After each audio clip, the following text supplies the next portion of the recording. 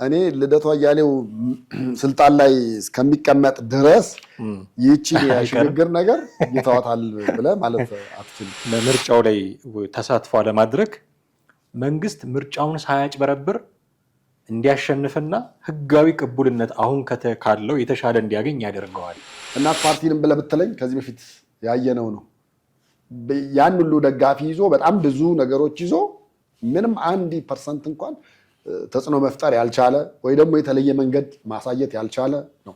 ኢዜማንም ብለህ ብትለው እንደዛ ነው። አቶ ልደቱ አያሌው አሁን ያሉብን ችግሮች በሽግግር ሂደት እንጂ በምርጫ የሚፈቱ አይደሉም የሚል አቋም አለ። ስለዚህ ምርጫው ስለተደረገ እንሳተፍበት እንጂ በምርጫ የሚፈታ ችግር አይደለም። ውጤቱ ተቀለበሰም አልተቀለበሰም ግን የነበረው እንቅስቃሴ አሁን አቶ ልደቱ ከሚሉት እጅግ በጣም ተቃራኒ ነበር። ይህንን ማድረጋችን ምርጫውን እንዳያጭበረብር ያደርገዋል። ስለዚህ እንግባና እንዲያጭበረብር ይሁንና እናሳጣው። ብልጽግና የኢህአዴግን መስመር እየተከተለ ነው ወይ ደግሞ ኢህአዴግ የሚጠቀምበት በምርጫ ወቅት የሚጠቀምበትን የብልጣብልጥ ጨዋታ እሱም እየተጠቀመ ነው።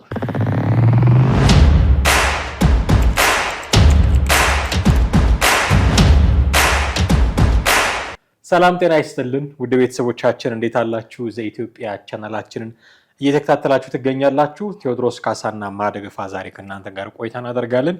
የዛሬው መወያያ ርዕሳችን አቶ ልደቱ አያሌው ምርጫን አስመልክቶ ዘንድሮ የሚደረገውን ምርጫ አስመልክቶ አንድ ዘለግ ያለ ጽሁፍ አስነብበውናል። እዛ ላይ መሰረት አድርገን እንነጋግራለን። ከምርጫ ራሳቸውን የሚያቅቡ በግለሰብም በፓርቲም የሚታዩ አሉ። የለም መታቀብ የለበትም ምርጫውን መሳተፍ አለብን የሚሉ ወገኖችም ደግሞ እንዲሁ ይታያሉ። አቶ ልደቱ ደግሞ የራሳቸው አቋም አላቸው። ስትራቴጂክ ፓርቲሲፔሽን የሚል ነገር አላቸው። እሱን በደንብ ለማብራራት ይሞክራሉ። እዚህ ላይ ያነሷቸው ነጥቦች እያነሳን ቆይታ እናደርጋለን። እስከ ፕሮግራማችን ፍጻሜ ድረስ አብራችሁን ቆዩ።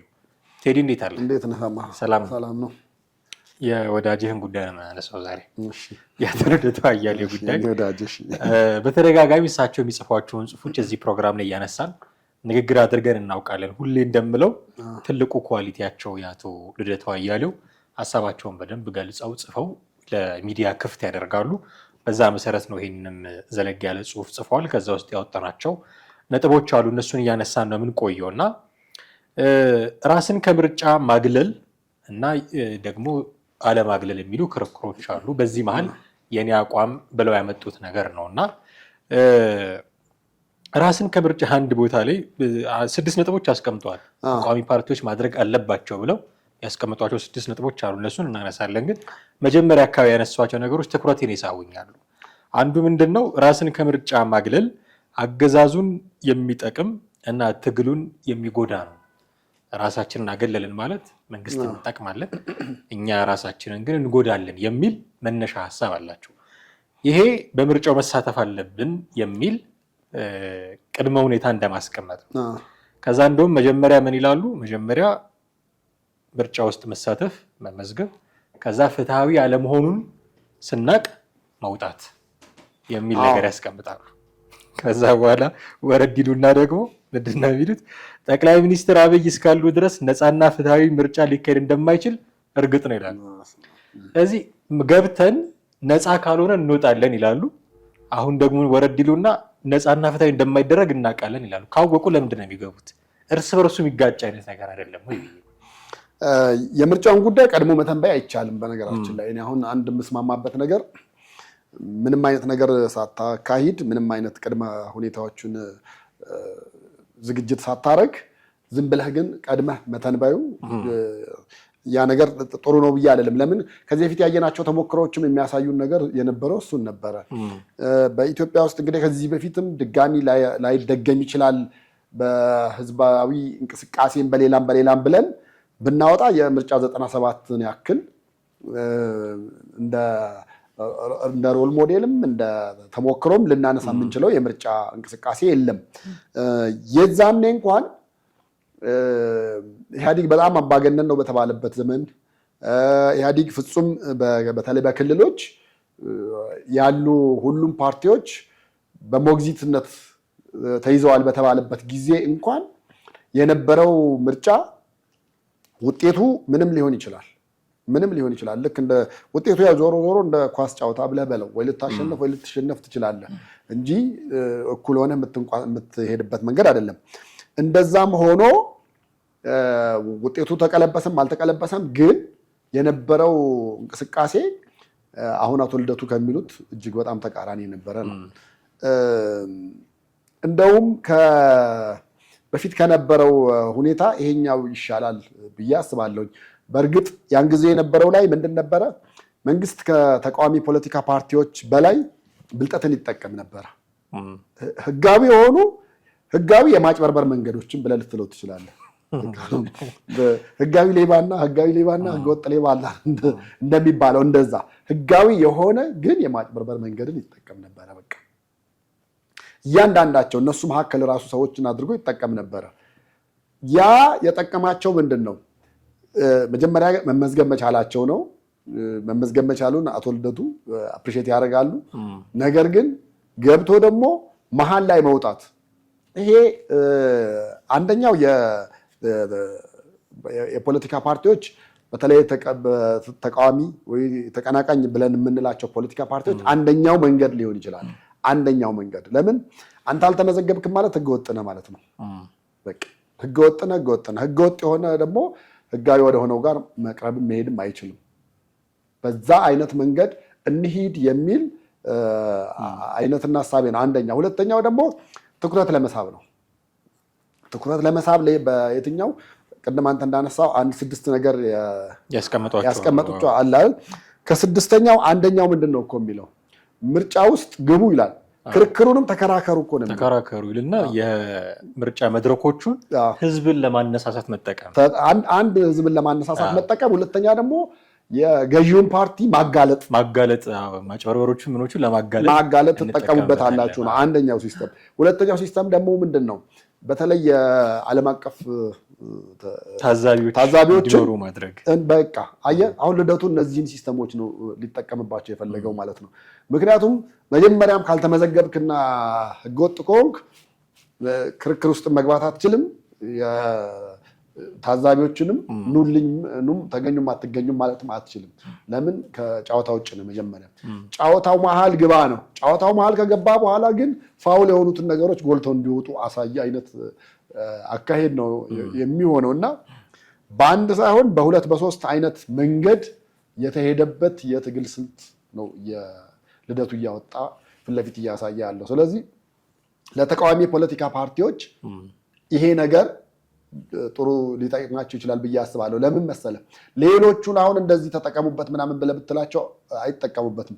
ምናልባት የሚጠቀሙበት ሁለተኛ ፓርቲ እንደው ከልደቱ ቀጥሎ ይሄን ነገር በተግባር ያደርገዋል ምናምን ብዬ ልልህ የምችለው 2 ፓርቲዎች ልጠቅስ ትችላለህ። አንደኛው አብንን፣ ሁለተኛው ኢህአፓን። ከዛ ውጪ እናት ፓርቲንም ብለህ ብትለኝ ከዚህ በፊት ያየነው ነው። ያን ሁሉ ደጋፊ ይዞ በጣም ብዙ ነገሮች ይዞ ምንም 1% እንኳን ተጽዕኖ መፍጠር ያልቻለ ወይ ደግሞ የተለየ መንገድ ማሳየት ያልቻለ ነው። ኢዜማንም ብለህ ብትለው እንደዛ ነው።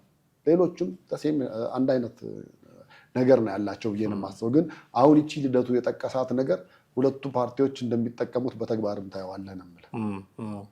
እንደውም ገብቶ ለምርጫ መመዝገቡ አሁን ያነሳቸው ነጥቦች ላይ አለመመዝገብ በምርጫው ላይ ተሳትፎ አለማድረግ መንግስት ምርጫውን ሳያጭበረብር እንዲያሸንፍና ህጋዊ ቅቡልነት አሁን ካለው የተሻለ እንዲያገኝ ያደርገዋል የሚል ነገር አስቀምጧል።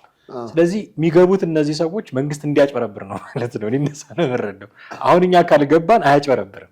ሳያጭበረብር ከአጃቢዎች ነው የሚሉት እሳቸው። ከአጃቢዎቹ ጋር ተወዳድሮ ሰፊ ቅቡልነት ያገኛል። ለሚቀጥሉት 5 ዓመታት ዓለም አቀፉም ማህበረሰብ በእነሱም ዘንድ ቅቡልነት ያለው መንግስት ይሆናል።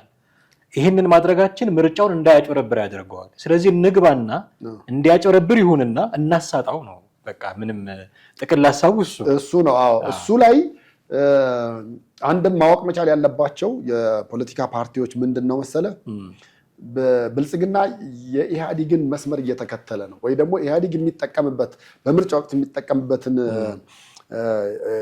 የብልጣብልጥ ጨዋታ እሱም እየተጠቀመ ነው። ግን ሲጠቀም ህገወጥ በሆነ መንገድ አይደለም፣ ወይ ደግሞ ሊያሳጣው በሚችል መንገድ አይደለም። ላያሳጣው በሚችል ወይ ደግሞ ደካማ ጎኑ ነው ተብሎ እንዳይጠቀስ ነው የሚያደርገው። ይኸው ምንድነው አይ ቲንክ ጠቅላይ ሚኒስትሩም ከዚህ በፊት ተናግረዋል መሰለኝ ይሄን ያክል አባላት አሉን ብለው በሙሉነት በኩራት የሚናገሩት። በቃ ለምሳሌ አቶ መለስም ኢህአዲግ ምን ያህል አባላት እንዳሉት በኩራት ይናገሩ ነበር። ያ ነገር ምን መሰላ ጭዌው ወደ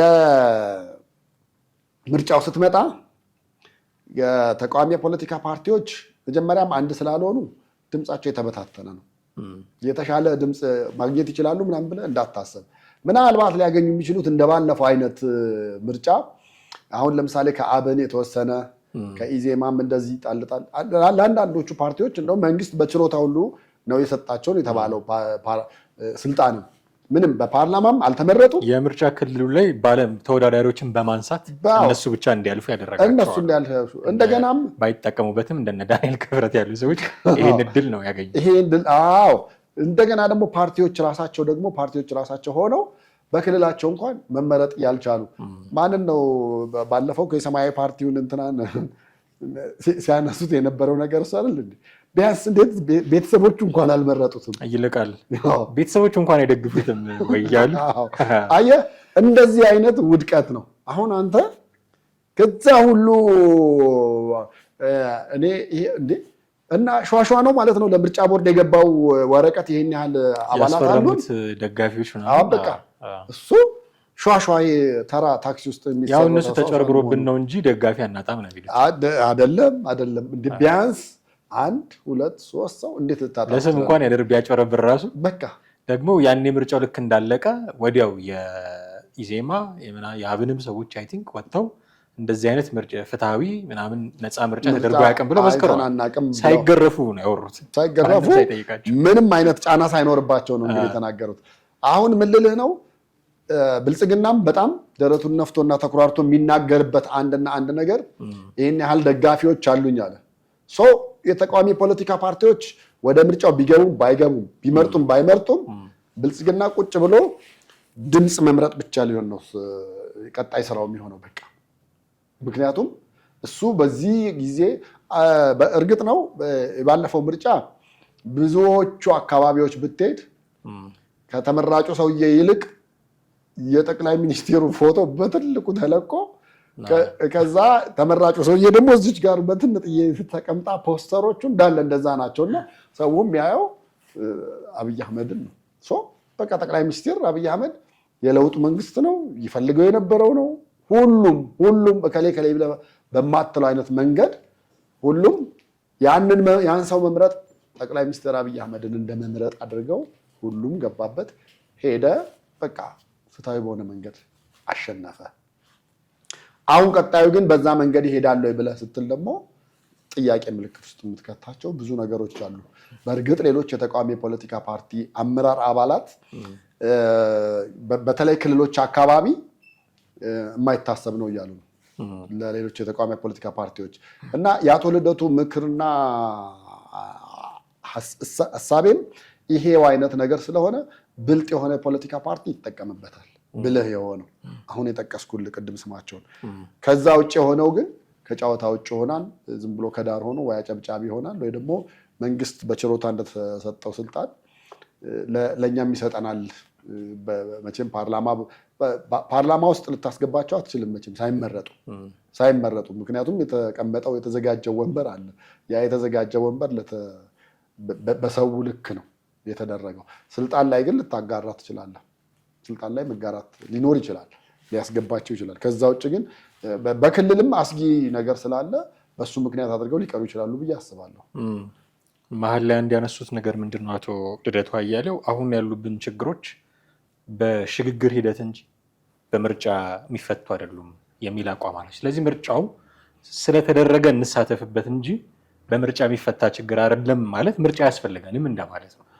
ግን መንግስት ስለሚያደርገው ገብተን እድላችንን እንጠቀም ወይ ደግሞ ቅድም ያልናቸውን ነገሮች መንግስትን እንዲናሳጣው ህዝቡን ለማነሳሳት እንጠቀምበት፣ የመንግስትን ችግሮች ለማጋለጥ እንጠቀምበት እንጂ የሚፈታው ይሄ ጉዳይ በምርጫ አይደለም በሽግግር ሂደት ነው የምትለው ነገር ደግሞ አምጥተዋታል። ይሄ ሽግግር ሂደት የሽግግር መንግስት የሚባል ነገር ደግሞ ጠቅላይ ሚኒስትሩ ሊሰሙት የማይፈልጉት ነገር በጣም በተደጋጋሚ ጊዜ ነው የሚናገሩት። ከዚህ በኋላ ኢትዮጵያ ውስጥ ስልጣን የሚያዘው በምርጫ ብቻ እንጂ የሽግግር መንግስት ብሎ ነገር የለም። የሽግግር መንግስት ሲሉ ማለት ስልጣን በአቋራጭ እንያዝ እያሉ ማለት ነው የሚል ነገር በተደጋጋሚ ያነሳሉ እና ምናልባት ካልቆየ በሚቀጥለው ምክር ቤት ሲመጡ ጠቅላይ ሚኒስትሩ የሚያነሷት ይመስለኛል። እቺ ነገር ባለፈውም ተናግረውታል የሽግግር መንግስት እያሉና ሁሌ ጠቅላይ ሚኒስትሩን የሚያበሳጩ ወይ ደግሞ ጠቅላይ ሚኒስትሩ የማይፈልጓቸውን ነገሮች ጣል ለማድረግ የለመዱ ይመስላል አቶ ልደቱና በምርጫ ሳይሆን በሽግግር ነው የሚለው ነገር የሽግግር መንግስት ሀሳባቸው አሁንም አልቀረም እንደ የሚል ነገር ያስነሳል። እኔ ልደቱ አያሌው ስልጣን ላይ እስከሚቀመጥ ድረስ ይቺ የሽግግር ነገር ይተዋታል ብለህ ማለት አትችልም። በቃ ይነሳል፣ ፎር ኤቨር ይነሳል። ልክ ስልጣን ላይ ግን እንደው አምጥቶ እኮ ትንሽ ማቅመስም ማሳየትም ጥሩ ነበረ። እኔ ቢያዩ ቢቀምሱት ከዛ በኋላ እሳቸው እያስተዳደሩ አቶ ልደቱ ስልጣን ይዘው የተወሰነ ጊዜ ከቆዩ በኋላ እንዴት ነው አቶ ልደቱ አሁን ሽግግር ያስፈልጋል ወይስ አያስፈልግም ብለህ የዛኔ ነው መጠየቅ የሚሻለው እንጂ ይሄን ነገር ይተውታል ብዬ አላስብም። አንደኛ በሌላም በኩል ግን ስልጣኑን ብቻ አይመስለኝም በምርጫ ሶልቭ ማድረግ አይቻልም ብለው ያሰቡት። አንደኛው አይ ቲንክ አገሪቱ ውስጥ ያለውን ሌሎችም ኮንፍሊክቶች ግጭቶቹንና በየቦታው ያሉትን ነገሮች በዛ ደረጃ ማቆም አንችልም አይነት ነገር ነው። በምርጫ ስለተካሄደ ብቻ አንችልም ነው። እሱማ ምርጫ እንደማይቀይረው ብዙ ነገሮች አይተናል። አሁን እኛ እንግዲህ ወደ 8ኛ ምርጫችን እንደዛ ነገር ነው። 7ኛ እንደዛ ነው። በእነዚህ ነገሮች ውስጥ ምን አይነት ለውጥ አይተሃል ምናምን ብለህ ብትል ዝም ብሎ ኤክሰርሳይዝ ከማድረግ የዘለለ ውጤት አግኝተናል ምናምን ማለት አይቻልም። ምክንያቱም የምናያቸው ውጤቶች ከምርጫ ጋር ተያይዞ የመጡ ውጤቶች አይደሉም። ለምሳሌ የለውጡ መንግስት ብለን እንላለን ሁሌ። የለውጡ መንግስት የመጣው በምርጫ ነው እንዴ? አይደለም። በህዝባዊ እምቢተኝነት የመጣ ነው። በህዝባዊ እምቢተኝነት የመጣ ወያኔም ሲመጣ እንደዛ ነው።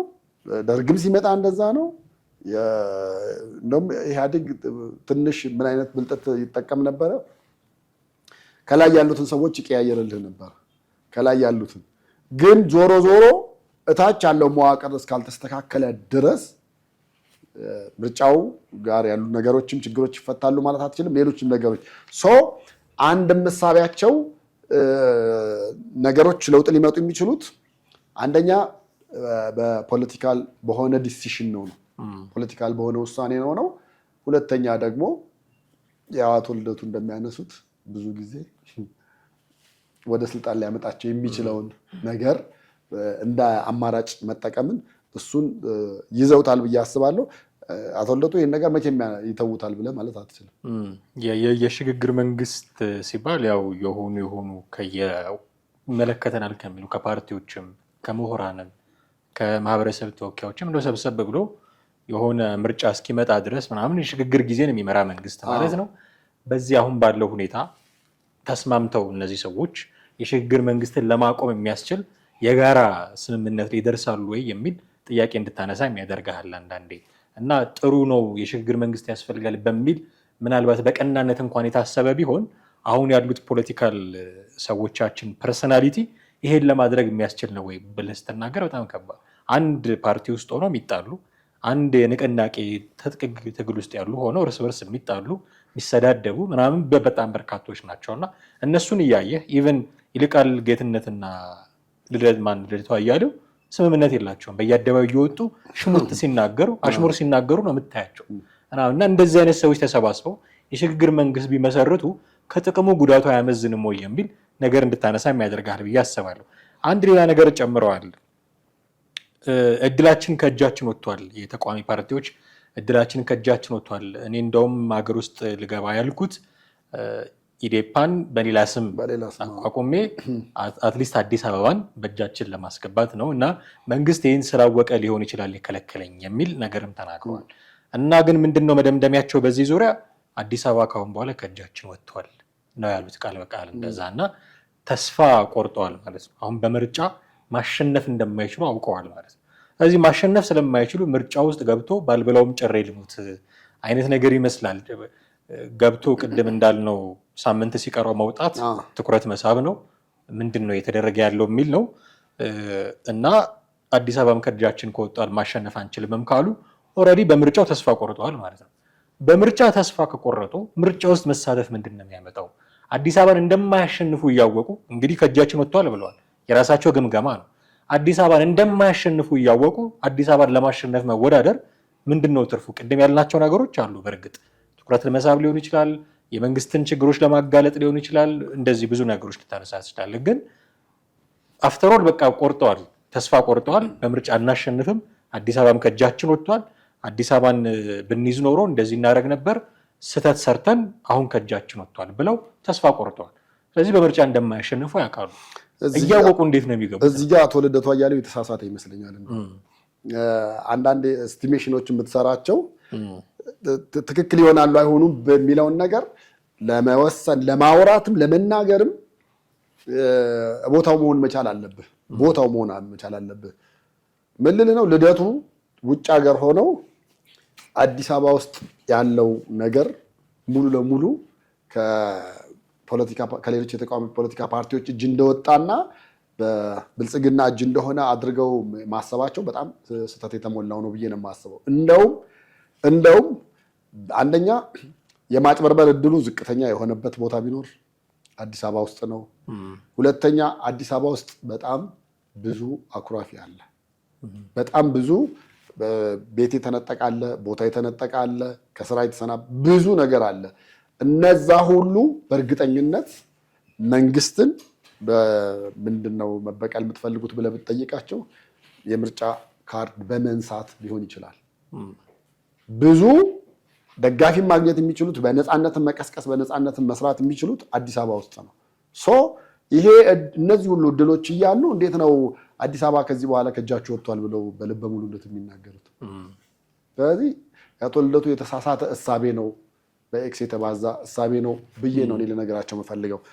ምክንያቱም እዚሁ ሆነ ማየት ይጠይቃል። እዚሁ ሆኖ ማግኘት ይፈልጋል።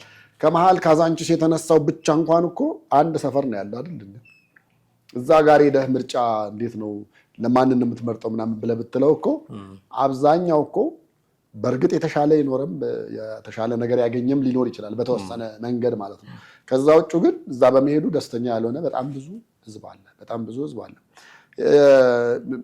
ሚዲያ በእርግጥ አሁን ይሄኛው ሚዲያ ብቻ ነው የምርጫ ቅስቀሳ ላይ ያለው ምናምን ብለህ ባትልም ሶሻል ሚዲያ ላይ እኩል ሊስተናገዱ በሚችሉበት አይነት መንገድና እሳቤ ሌሎች የተቃዋሚ ፖለቲካ ፓርቲዎች እንደፈለጉት ቀስቅሰው እንደፈለጉት ተንቀሳቅሰው ያለውን ነገር በእኩል ከብልጽግና እኩል ጡንቻ ተለካክተው አዲስ አበባ ውስጥ እንደው ወንበር የሚያገኙበት እድል የሚኖረው ከየበላው ኢትዮጵያ ብለህ ብትጠይቀኝ እኔ እዚህ መሀል አዲስ አበባ ነው በእርግጠኝነት ምን። እሱ ብቻም አይደለም፣ የህወሓት ደጋፊዎች ራሱ አዲስ አበባ ውስጥ ያለው አሉ።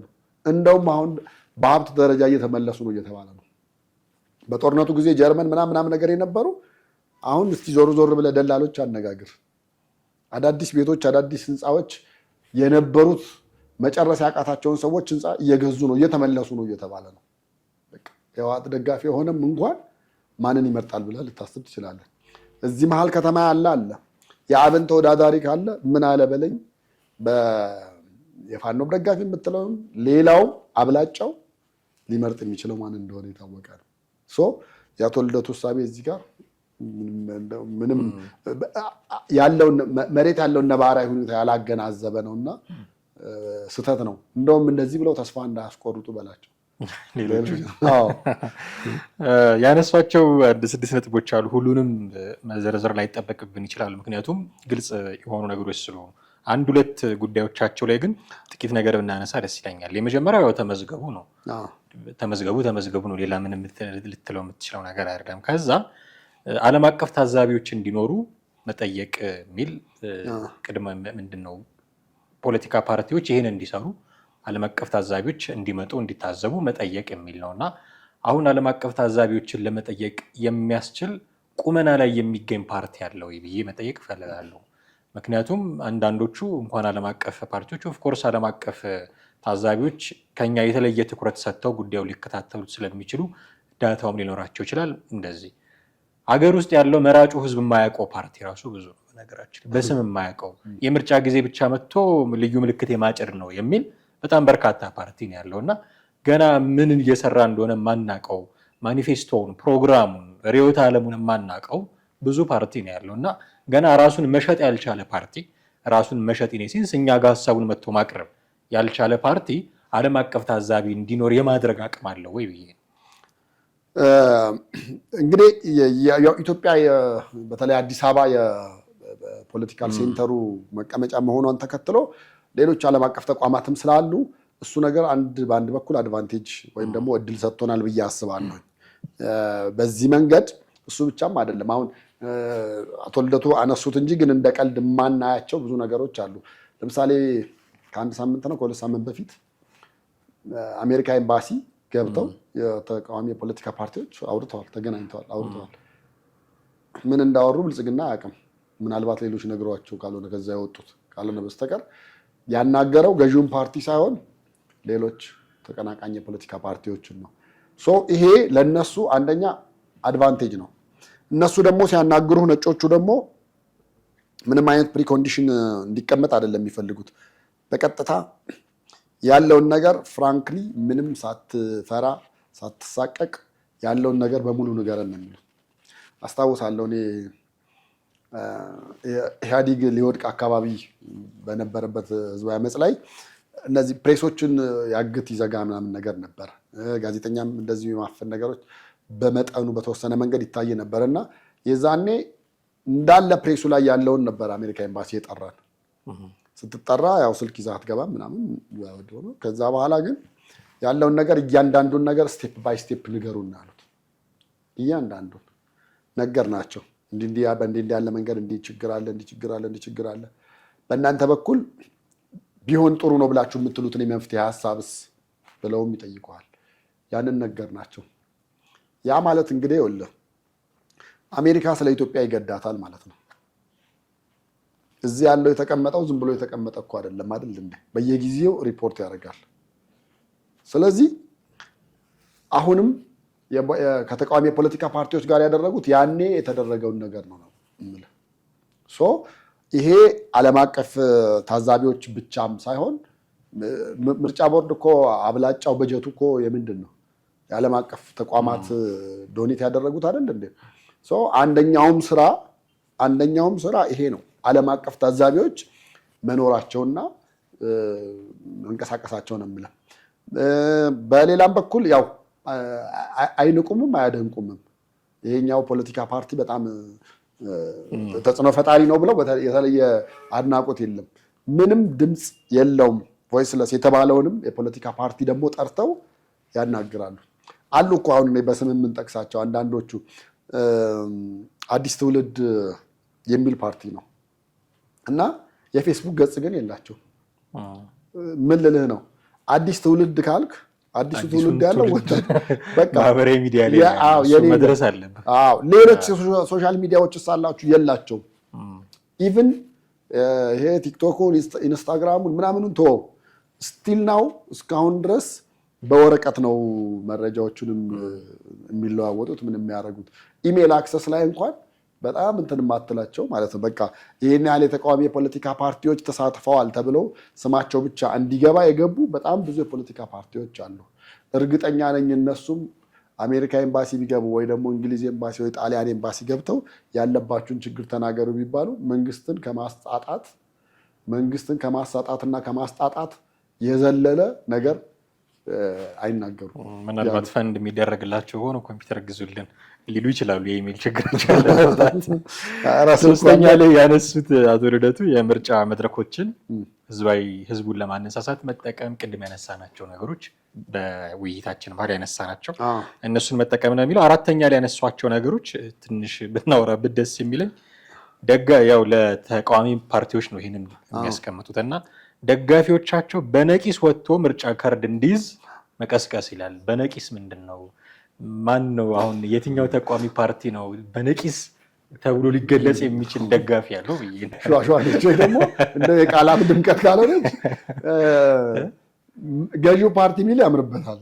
በነቂስ እሱም በነቂስ ለማለት በአንድም በሌላም ብሎ ብዙ ህዝብ ሊያወጣ ይችላል መስከራ ብለህ ትላለህ። ግን እኔ ይሄ በነቂስ የሚባል ነገር እንደው ቃሏን ካልተጠቀሟት ያማቸዋል ብለህ እስክትል ድረስ ነው እንጂ ምን ማለት ነው? እስቲ አሁን አዲስ አበባ ውስጥ እንኳን እኮ ዝም ብለህ የሆነ ክብ ብትሰራና መሀከሉ ላይ በስንት ፐርሰንት ገዢው ፓርቲ ምን ያህል አለው፣ ከዛና ኢዜማ ምን ያህል አላቸው፣ እናት ፓርቲ ምን ያክል አለው፣ ኢህአፓ ምን ያህል አለው፣ ያው አሁን ትንሽ እንቅስቃሴ ላይ ያሉ ብለህ የምትላቸው ብታስቀምጥ በነቂስ ሊባል የሚችል ወይም ደግሞ ነቂስ በሚለው ቃል ሊገለጽ የሚችል ቁጥር ያለው ደጋፊ ቁጥር ያለው የፖለቲካ ፓርቲ አለ ማለት አትችልም። ኦሮሚያ ውስጥ ደግሞ የበለጠ ያ ኦሮሚያ ሲደርሱ ደግሞ ያ ነገር የበለጠ እየሳሳና እየከበዳቸው ይሄዳል ብዬ አስባለሁኝ። አሁን አቶ ልደቱ እንትኑንም ያነሱት ይሁን አዲስ አበባ ውስጥ ያለው አዲስ አበባ ውስጥ ብቻ አይደለም፣ አዲስ አበባ ዙሪያ በተለይ የሸገር ሲቲ ብዙዎቹ በእርግጠኝነት ሌላ ፓርቲ መምረጥ የሚፈልጉ እንዳለ እዛ አካባቢ የህዝቡን ሮሮ ትሰማለህ። የህዝቡን ሮሮ በተለያየ መንገድ ወደ 17 አይነት አከፋፈል መንገድ መጥቶ ለሚሊሻ የምታለብሰው አንተ ነህ፣ የመንገድ ላይ መብራት የምትከፍለው አንተ ነህ፣ መንገድ ላይ መንገዱ ሲሰራ የምታደርገው አንተ ነህ፣ ሱቆች ሲሰሩ የምታደርገው አንተ ነህ፣ የቆሻሻ የምትከፍለው አንተ ነህ። ሁሉንም ነገር ከህዝቡ ማለት ነው። ሁሉም ነገር ከህዝቡ የተወሰደበት ህዝቡ ከዚህ በፊት አይተን በማናውቀው መንገድ ከደሞዛችን ካለው ከቀን ገበያችን እጅግ በጣም ዝቅተኛ ነው ብሎ ያለው ኃይል ያለው ህዝብ ያለው አኩራፊ ቡድን በእርግጠኝነት ለተቃዋሚ የፖለቲካ ፓርቲዎች ድምፁን ሊሰጥ ይችላል። ነገር ግን እዛ ሄደው ምርጫው ላይ መሳተፍ እንዲችሉ ነፃና ግልጽ ምናምን ነገር ተአማኒነት ምናምን በሚባሉት ደረጃ እዛ አካባቢ ያለው እንቅስቃሴ ያ ነገር ያግዛቸዋል ወይ ብለህ ስትል ጥያቄ ምልክት ውስጥ የሚገባ አይነት ነገር ነው። ስለዚህ እኔ አሁን እሳቸው እንዳሉት ነቂስ የሚለው ለገዢውም ባይሆን ጥሩ ነው።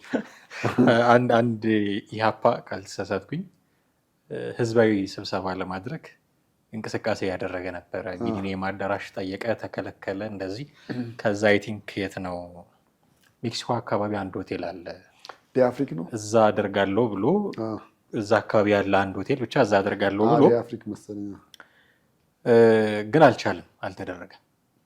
ከዛ ያው ሆቴሉ ገንዘብ ከተቀበለ በኋላ ሌሎች ፕሮግራም አለብኝ ብሎ ነው የመለሰው ምናምን አለና እንደውም አብርሃም ተክለሃይማኖት ተቀዳሚ ምክትል ፕሬዚዳንቱ የፓርቲው በእንዲህ አይነት መንገድ ጫና የተደረገብን ነው አይነት መግለጫ ሲሰጡ ነበር።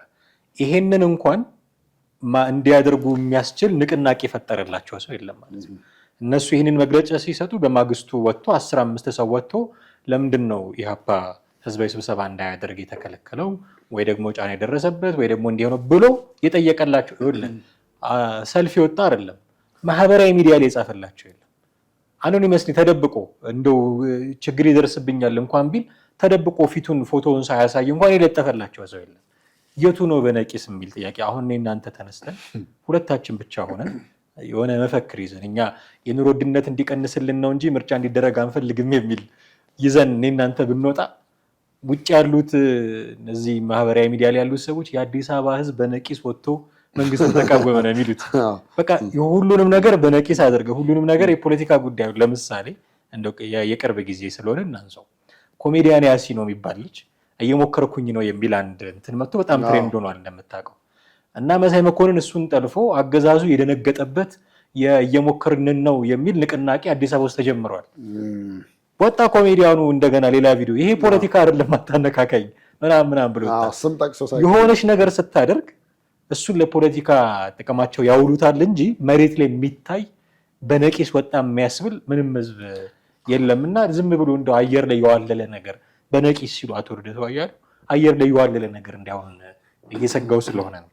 አይ ምንም ጥያቄ የለውም እንዳልከው ነው። አየር ላይ የቀረ ነገር ነው ሊሆን የሚችለው እንጂ በነቂስ ሊያስብል የሚችል አይነት ንቅናቄም እንቅስቃሴም በተለይ በተቃዋሚ የፖለቲካ ፓርቲዎች መንገድ በአቶ ልደቱ ባይጠብቁ ጥሩ ነው። እንደውም ከሱ ይልቅ አዲስ አበባን በእጃችሁ ለማድረግ ተንቀሳቀሱ፣ የሚሉ የማበረታቻ ነገሮችን እና ከዚህ በፊት እነሱ 97 ላይ ተጠቀሟቸው አሉ የከተማ ሰላማዊ ህዝባዊ ቢተኝነት ምናምን ተብሎ የሚጠራው እሱን ነገር መንገዱን ትሬንዱን እንኳን ቢያሳዩአቸው ትሬንዱን ቢያሳዩ ቢያንስ 1% 2% ያሉት ነገሮች የተሻለ ይሆናሉ ብዬ አስባለሁ። ከዛ በዘለለ ባለው ነገር ግን ያን ያክል በነቂስ ሊያስብል የሚችል ነገር ህወሓትም የዛኔ 97 ጊዜ እንደዛ አድርጎ ነበረ። ልክ ሚያዝያ 29 አደረገና እሱ ቅዳሜ ቀን አቶ መለስ መስቀል አደባባይ ሲወጡ ደነገጡ። ህዝቡ በዛም በዚህም በቃ ሆኖ ሞልቶና ይሄ የህዝብ ማዕበል በምርጫ ካርድ ጠራርጎ ያስወጣቸዋል የፖለቲካ ፓርቲዎችን ሌሎቹን ብለው ተናገሩ።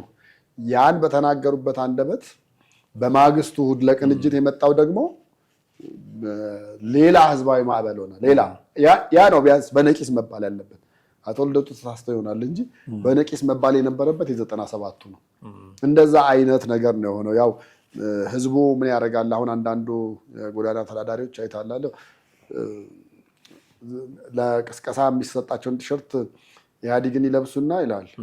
ከዛ በማግስቱ ደግሞ ቅንጅት ይደርቡበታል አይነት በሁለት ማሊያ መጫወት አይነት ነገር ሊኖር ይችላል እና የሆነ አብሮ ሚዛናዊ ያልሆነ ቃላት ሰው በነቂስ እንዲከተልህ ደጋፊህ እኮ አትሊስት ሀሳቡን ማወቅ አለበት። መንግስትን ስለተቃወመ ብቻ ይከተልሃል ማለት አይደለም። በነቂስ እንዲከተልህ ሀሳብህን በደንብ አሳይተው ምንድነው ፕሮግራምህ፣ ለሀገር የምትሰራላት ነገር ምንድነው፣ ነገ ስልጣን ብሰጥህ በምርጫ ካርድ ምን ታደርግልኛለህ የሚለው አሁን ይመጣል ክርክር። እንደው ታዘበኝ ነገ ስመረጥ እንዲህ አደርጋለሁ የሚል መግቢያ ይናገሩና ውስጡ ግን መንግስት እንዲያረጉ ስለ ህገ መንግስት ነው የምንከራከረው። ህገ መንግስት ማለት ሜዳው ማለት ነው። ምርጫ እንድታደርግ ሀገር በሰላም እንድትኖር ሜዳ ነው። እሱ የምርጫ ክርክር ማድረጊያ ሜዳ አልነበረም። እሱ ላይ ተስማምተህ ስትጨርስ ነው ምርጫ ላይ መሄድ የሚገባ። አሁን ሁሌ ምርጫችን ህገ መንግስት ላይ ሁሌ ምናምን ነገ ስመረጥ እንዲያደርጋሉ የሚል የለም። የመገንጠል ጥያቄን አስቀርላችኋለሁ፣ ህገ መንግስት ተቀይርላችሁ። ህገ መንግስት ሁሉም የሚሰራው ስራ ነበር እና ሀሳብን ሳትነግረው ሀሳብን ሳትሸጥለት በነቂስ ይከተለኛል ብሎ መጠበቅ አሳሳቢ ነው የሚሆነው። ከዛ ሌላ ህዝቡን በጊዜው ሲደርስ ራሳቸውን ከምርጫ ማግለል ህዝቡን ይዞ የሚል ነገር ያነሳሉ። እዚህ ጋር አንድ ነገር እንደው ተቃራኒ ሀሳብ ከአቶ ጀዋር መሐመድ የሰማነዋል። እንግዲህ አቶ ልደቱ አያሌው በኋላ ውጡ ቢሉም መጀመሪያ ግን ግቡ ብሏል።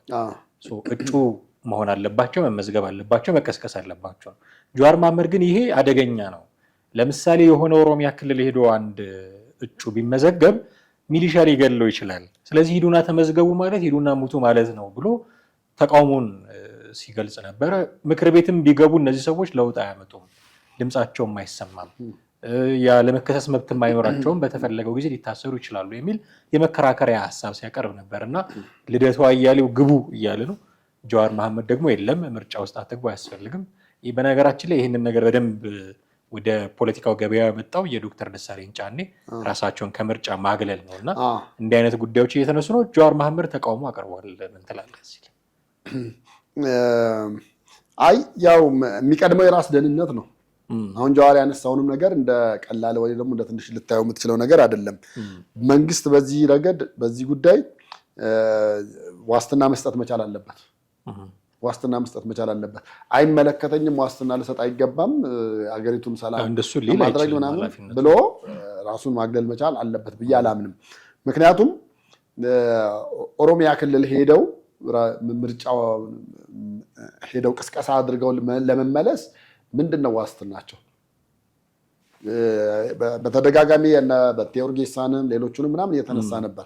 ከዛ ባሻገር ደግሞ ጀዋር ያነሳው ላይ አይተህ እንደሆነ በስም ራሱ እየጠቀሰ ነበር። የፖለቲካ ፓርቲዎች በተለይ ፓርላማ ውስጥ ያሉ ፓርላማ ውስጥም ሆነው የደህንነት ስሜት የለም ነው። ለምሳሌ እነ ታዬ ደንደአን አንስቷል። እንደገና የአብን አመራር አባላት የሆኑት እንዳለ በእስር ላይ ያሉት እነሱንም ሁሉ ሳይቀር አንስቷል። መንግስት ለዛ ነገር ቅድሚያ ዋስትና የሚሰጥ ካልሆነ አሁንም ብዙዎቹ ያን ነገር ማድረግ ይችላሉ ተብሎ ማመን ይከብዳል። እንደው ሌሎቹም ፓርቲዎች ሌሎች የፖለቲካ ፓርቲዎቹን ትተህ እንኳን ኦሮሚያ ውስጥ ባለው የፓርቲ እንቅስቃሴ የነ መረራ ጉዲና ፓርቲ እንግዲህ የረጅም ጊዜ እድሜ ያለው ነው። ከብልጽግና በላይ በጣም ህዝብ ውስጥም የገባ ነው ምናምን ብለህ ልትለው የምትችለው ነገር የነበረ ነው። ነገር ግን አሁን እንግዲህ የነሱ ፓርቲ አይ ይሄ ነገር ያሰጋኛል ኦሮሚያ ውስጥ ብሎ ካለ እና አብንና እነ ኢዜማ ኢህአፓ እንዴት አድርገው ነው እዛ ሄደው የሚቀሰቅሱት? እጅግ በጣም ስጋት ያንዣበበበት ነው ሊሆን የሚችለው። በነገራችን የነሱ ፓርቲ ጀዋር ሲናገር እንደሰማ ነው ምዝገባ እያደረገ ነው። ምዝገባ የሚያደርገው ግን መወዳደር ፈልጎ ሳይሆን ከምርጫ ላለመታገድ ፓርቲ የምትሆነው ለምርጫ ነው። ምርጫ ላይ ካልተሳተፍ ምን ትሰራለህ የሚል እገዳ እንዳይኖር ለሚመዘግበው የሚናገር ሲናገር ነበር። ግን ይሄ እንደው አሁን ኢንጂነር ይልቃል ጌትነት የተናገሩት በቅርቡ ትዝ አለኝ። ወልቃይትን ለቲፒኤልኤፍ አሳልፈው ይሰጣሉ ፋኖች ምናምን የሚል ወቀሳ ሲቀርብ አንድ ያነሱት መከራከሪያ ምንድን ነው? ፋኖ በእጁ መሬት የለም አሉ። ወልቃይትም ባህር ዳርም በእጁ አይደለም። ምኑን ነው ወስዶ የሚሸጠው? ከሰጠ መንግስት ነው የሚሰጠው። ይሄውን ራሳቸው ላይ ፋየር ባክ ያደርጋል። ፋኖ መሬት ተቆጣጥሯል፣ የአማራ ክልል እንደዚህ ተቆጣጥሯል ምናምን የሚሉ ብዙ ፕሮፓጋንዳዎችን ሰማ ነበረ። የጭንቅ ጊዜ ግን መተው ምን አሉ? በእጁ መሬት የለም ፋኖ ወስዶ የሚሰጠው ነገር የለም። ከሰጠም መንግስት ነው የሚሰጠው። ስለዚህ በመንግስት እጅ ከሆነ ምርጫ ለማድረግ አስተማማኝ ነው። አሁን የአማራ ክልሉን ማሳያ አድርገን አነሳን። የኦሮሚያ ክልሉን መረጃ የሰጠን ስለሌለ ብዙ አናውቅም። በአማራ ክልል ጉዳዩን ቀንብበው ካልን ግን በእጁ ከሆነ መንግስት ምርጫ ለማድረግ አስቻይ ሁኔታ ሊኖረው ይችላል ብዬ ነው። አንዳንድ ክልሎች ይኖራል፣ አንዳንዱ ጋር አይኖርም። ያ ነው እኮ ሊሆን የሚችለው። ለምሳሌ የጋምቤላው ነገር በጣም መረጋጋት ያለበት ይመስለኛል። በእርግጥ አንዳንዴ በምርጫ ሂደት ውስጥም እንደዚህ ያለ ነገር ሲያጋጥሙ ምርጫ የማይካሄድባቸው ቦታዎች አሉ። ምርጫ የማይካሄድባቸው ቦታዎች ወይ ምርጫ እንዲደረግ በተወሰነ መንገድ እዛ አካባቢ ባለው ጊዜው ይገፋል፣ ወይ ደግሞ ምትክ ምናምን ወይ ደግሞ በጎደለው ለመሙላት ምርጫዎች ምናምን የሚደረጉ ይኖራሉ። አሁን እኮ እሱ ብቻም አይደለም።